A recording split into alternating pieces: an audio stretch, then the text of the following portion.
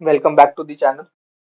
आज से हम स्ट्रक्चर ऑफ एटम स्टार्ट करने जा रहे हैं, क्लास 9 का केमिस्ट्री का चैप्टर। और मैं ये आशा करता हूँ कि आपकी स्टडीज बहुत अच्छी जा रही होगी और आपकी प्रिपरेशन बहुत अच्छी चल रही होगी। तो स्टार्ट करते हैं। स्ट्रक्चर ऑफ एटम, जैसा कि नाम से पता लग रहा है कि हम एटम के स्ट्रक्चर के बारे में इस चैप्टर में पढ़ने वाले हैं, तो हमें एटम के बारे में पता होना चाहिए। एटम को जानने से पहले हमें मैटर के बारे में पता होना चाहिए। मैटर क्या होता है? Anything anything which occupies which occupies space and has mass is known as matter is known as matter। तो ऐसी कोई भी चीज, इस ब्रह्मांड में कोई भी चीज जो पाई जाती है जिसके अंदर भार हो और मास हो, तो उसको क्या बोलेंगे? मैटर। और जितनी भी चीज अवेलेबल है उन सब में मास और वो कुछ ना कुछ जगह तो ऑक्यूपाई करेगी करेगी। तो इसका मतलब जितनी भी चीज पाई जाती है वो सब किससे बनी हुई है? मैटर से बनी हुई है। जैसे कि चेयर, बॉक्स, बुक हो गई, एयर हो गई इवन। तो ये सब क्या है? मैटर के एग्जाम्पल है। और ये बनी किससे है? एटम से। अब एटम अकेला एग्जिस्ट नहीं करता। एटम अकेला एग्जिस्ट नहीं करता। एटम दो फॉर्म में एग्जिस्ट करता है। या तो वो मॉलिक्यूल में होगा या कंपाउंड में होगा। अब मॉलिक्यूल क्या होते हैं? मॉलिक्यूल उनको बोलते हैं जो सेम एटम से बने हो, जो सेम एटम से बने हो, जैसे कि H2, N2। और कंपाउंड कौन होते हैं? जो डिफरेंट एटम से बने हो, जैसे NH3, ठीक है, CH4। ठीक है। तो आप ऐसे भी समझ सकते हो, अगर आपकी शादी सेम कास्ट में हो रही है, मतलब ये आपकी कास्ट सी है और जिससे शादी हो रही है उसकी भी कास्ट सी है कोई कुछ, ठीक है, तो आप क्या हो? मॉलिक्यूल हो। ठीक है। और कोई एक दूसरा व्यक्ति है, कोई दूसरा पर्सन है जिसकी कास्ट ए थी और इसकी कास्ट बी है, अगर इन दोनों की शादी हो गई तो वो क्या कहलाएंगे? कंपाउंड कहलाएंगे। ठीक है।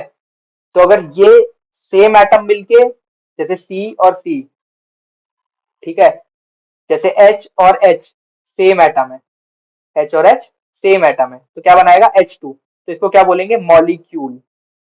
ठीक है। अब जैसे H2O है, इसमें हाइड्रोजन और ऑक्सीजन कंबाइन हुआ, तो ये क्या बना? वाटर। इसका मतलब ये कंपाउंड है। ठीक। अच्छा, एटम को पहले कहा जाता था कि एटम इंडिविजिबल है। ठीक है, मतलब स्मॉलेस्ट पार्टिकल एटम, डाल्टन की थ्योरी के हिसाब से। पर ऐसा नहीं है। एटम का इनर स्ट्रक्चर होता है। एटम का इनर स्ट्रक्चर होता है किसमें? इलेक्ट्रॉन, प्रोटॉन और न्यूट्रॉन में। इलेक्ट्रॉन में हमारा नेगेटिव चार्ज पाया जाता है, प्रोटॉन में हमारा पॉजिटिव चार्ज पाया जाता है और न्यूट्रॉन में हमारा कोई चार्ज नहीं होता है। जैसे कि इस फिगर में आप देख रहे हैं, तो सेंट्रल में एसोसिएटेड है, तो वो प्रोटॉन है और न्यूट्रॉन है, जिसपे पॉजिटिव चार्ज और न्यूट्रॉन में नो चार्ज। ठीक है। और इलेक्ट्रॉन जो शेल्स में रिवॉल्व करते हैं उसमें नेगेटिव चार्ज। तो हम इसके आगे डिटेल में बात करेंगे कि कहाँ रहते हैं, कैसे रहते हैं। तो एक बेसिक इंफॉर्मेशन देने के लिए मैंने आपकी बात बता दी। ठीक है। हाँ जी, चलो आगे बढ़ते हैं। ठीक है। तो अब सेकंड टॉपिक है आज का हमारा, कैथोड रे एक्सपेरिमेंट या डिस्चार्ज ट्यूब एक्सपेरिमेंट। इससे हम क्या सीखने वाले हैं? हम इससे सीखने वाले हैं इलेक्ट्रॉन की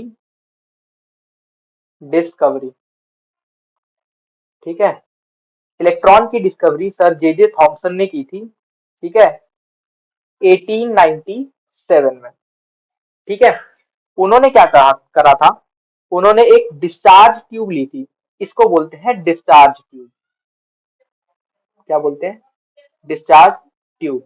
इसीलिए इस एक्सपेरिमेंट का नाम डिस्चार्ज ट्यूब एक्सपेरिमेंट पढ़ा, ठीक है। बताऊंगा आपको पूरा कैसे काम कर रहा है। तो इस डिस्चार्ज ट्यूब के अंदर गैस फिल करते हैं, ठीक है।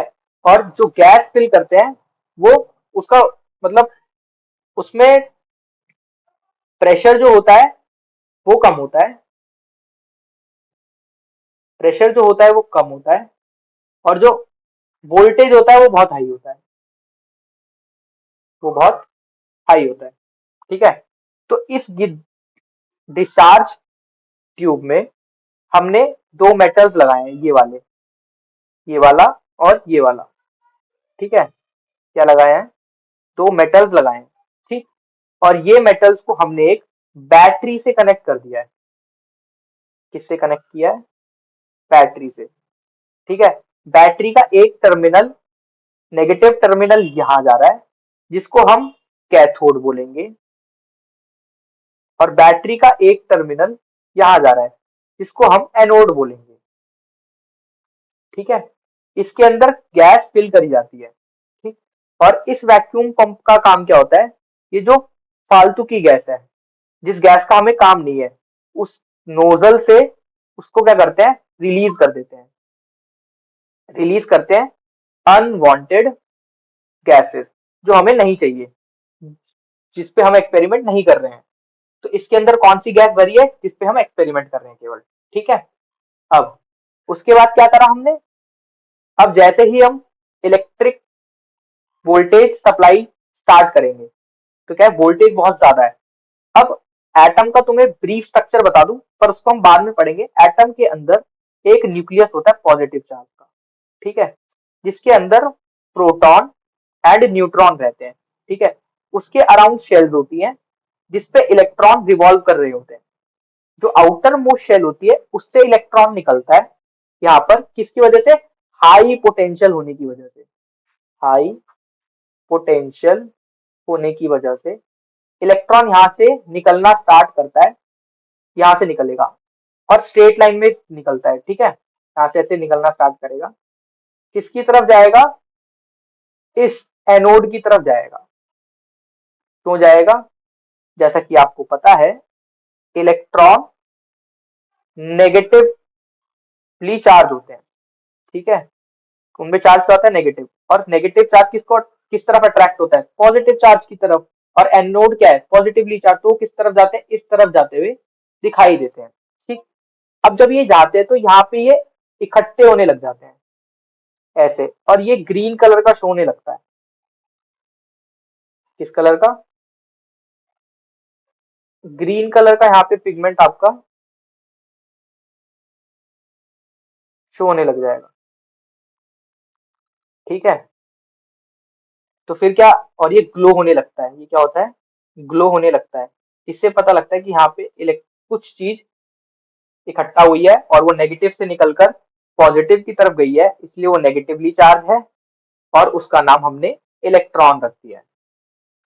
जे सर जे जे थॉमसन ने उसका नाम इलेक्ट्रॉन रख दिया है, ठीक है। तो मैं इसकी आपको इमेज दिखाता हूँ एक्चुअल में दिखता कैसा है, ठीक है। तो देखिए, जैसा कि मैंने बताया था आपको कि ये ग्रीन कलर जो है, ये जो ग्रीन कलर है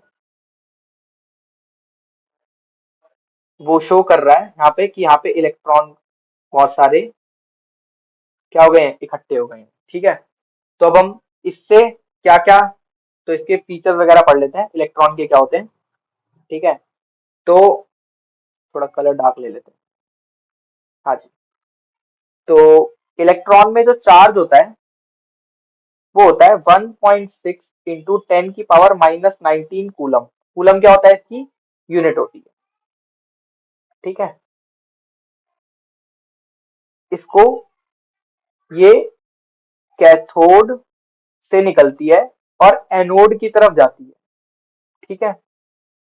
इसका मास होता है, इलेक्ट्रॉन का मास होता है 9.1 इंटू 10⁻31 kg, ठीक है। और ये क्या है?